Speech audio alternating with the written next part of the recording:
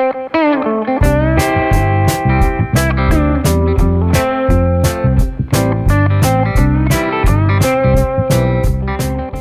guys, Alec Peirce at the ranch again with a couple more tips that might be of value to you, particularly you folks that live in the country as we do. It's not really easy to get to our house, okay?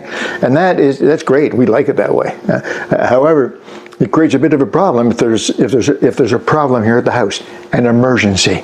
If we needed to get some kind of emergency services, in this particular case, I'm talking about fire services.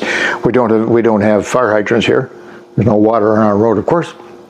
And the fire station, the closest fire station, is about 3 miles away, 3 or 4 miles away in the town of Brecon. Not too far, but since it's a volunteer fire department, point is this.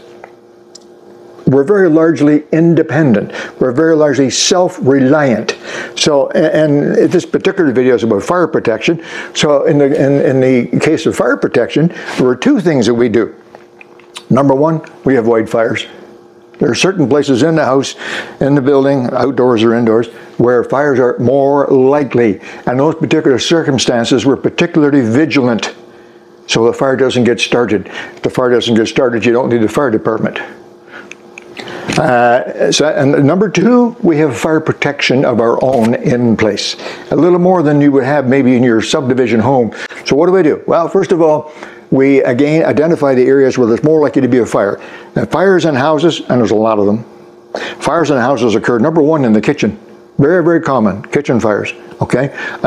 Certainly not intentional, accidental, but something catches fire, be it the actual food itself, or be it very commonly grease catches fire, and the homeowner doesn't know what to do or does the wrong thing, the fire expands and you got a problem. And then secondly, in our particular case, we have a wood stove and a furnace. And that's the second place where fires are most common. Wood stoves are relatively common. If it's a good wood stove installed properly and taken care of, not a big problem. And then the furnace room. So the furnace room and the wood stove, those are the two most common areas where fires start in houses. Could be other places too, but that's the two most common. So what do we do to protect ourselves? Well, first of all, we discuss it. And all of our family members, myself, Diana, and Maggie, Maggie's the dog, we discuss it and we figure out what we should do to avoid a fire and what we would do in the unlikely but possible scenario where there is a fire. And the second thing I've done around here is I've made provisions for a fire. And what that means is that I have many fire extinguishers. This is not a big house. We have 7 doors in this house, and at each door there's a fire extinguisher. Right ready, handy. There's an extra one in the kitchen as well, and there's one in the furnace room as well. So I have provided the tools in case there's a fire, someone can very quickly grab a fire extinguisher and hopefully put it out. Number two, I've also provided flashlights. All of our doors are steel doors. Every door in the house, all 7, they have a flashlight, a quick, good operating flashlight that stays on the door all the time. Between you and I, we often reach up and grab it and use it for something else, but it goes right back. It's there in case of an emergency. And we've added a couple other things as well. So let me show you first of all how easy it is. Fire extinguishers now are much easier. They're not the great big brass things filled with water and acid and soda and so on. Now they're very, very compact. This is the one we have in the kitchen. It's made for a kitchen. It's made specifically for kitchen type fires, meaning grease and so on. It fastens to the wall with a couple of screws. It doesn't look too bad. You know, you can always paint them. No reason, don't feel bad. These fire extinguishers are supposed to be red. But if it's your fire extinguisher in your house, you make any color you want, as long as you know it's there. So anyway, it fastens to the wall. When you want it, you just grab it, pull, pops out, squeeze the button, fire extinguisher. So these are very handy, and they're relatively inexpensive too. I'm going to guess about 25 or 30 bucks for something like this. And I have 2 or 3 of these around because they're so handy. Another thing I added just recently is a fire blanket. Now don't think about a big blanket that covers the bed. It's smaller than that. Not much smaller, but it is smaller. And this is specifically in the kitchen because many of the fires that start in the kitchen are grease fires. And the mistakes that people make is that they throw something on the frying pan, burst into flames from the grease, and then they try to throw water on it, which makes it worse.